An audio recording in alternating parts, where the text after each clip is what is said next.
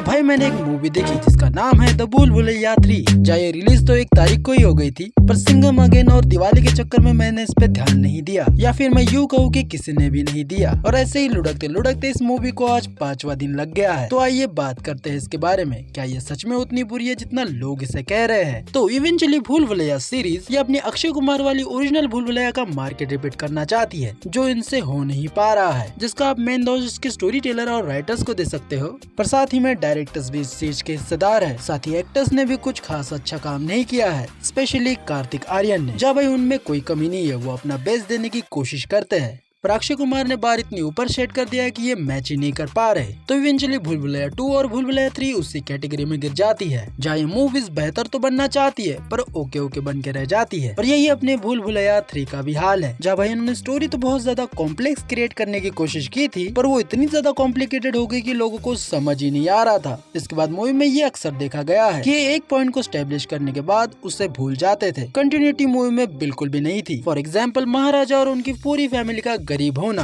में तो इस सीन को काफी ज्यादा बिल्डअप दिया कि भाई इनके खाने के भी लाले पड़े वाले हैं, और अगले ही पल उनकी ये सारी प्रॉब्लम्स बैकग्राउंड में शिफ्ट कर दी जाती है, जिसका आगे क्या हुआ कोई नहीं जानता। जहाँ इस सिचुएशन को यूज करके कॉमेडी करने की तो कोशिश की गई थी, पर वो लैंड नहीं हो पाया। इसके बाद मूवी की कहानी वही है जो 3 मूवीज से चलती आ रही है। गाँव में एक हवेली है जिसमें एक भूत है जो एक राजा के परिवार को 100-200 सालों से परेशान कर रहा है। तभी बाहर से एक बाबा बुलाया जाता है जो ढोंगी निकलता है, और उसके आने के बाद वो कमरे का भूत आजाद हो जाता है और सबको मारने की कोशिश करता है। और यही इस मूवी में भी दिखाने की कोशिश की है, एक्सेप्ट इस मूवी का भूत चूतिया फॉर एग्जाम्पल अपने मेन कॉन्सेप्ट को छोड़ के अलग ही बकचोदी करने लगता है। जिससे बदला लेना है उसको छूता भी नहीं, उसके साथ कुछ भी बुरा नहीं करता है, बस बाकी लोगों के साथ बकचोदी किए जा रहा है। इसके बाद इन्होंने ट्विस्ट पे ट्विस्ट खोलने की कोशिश की, जो एंड में जाकर इतनी खिचड़ी बन जाती है कि भाई किसी को भी समझ में नहीं आता। मूवी में गिन के मुझे बस 2 ही बार मजा आया। पहला जब श्रेया घोषाल का आमी जे तुम्हार बज रहा था, और दूसरा जब सोनू निगम का आमी जे तुम्हार बज रहा था। बाकी मूवी में कुछ भी नहीं है, वही फटी पुरानी स्टोरी है, वही क्रिंज कॉमेडी करने की कोशिश की जाती है, जो कि भाई 99% टाइम फेल हो जाता है, आपको हंसी नहीं आती। और मूवी की लॉजिक इतने ज्यादा अनरियलिस्टिक है कि भाई क्या ही बोलूं। एक बंदा जिसकी पहले ही हालत खराब है, वो कुत्तों की तरह मार खा रहा है, वो भी भूत से,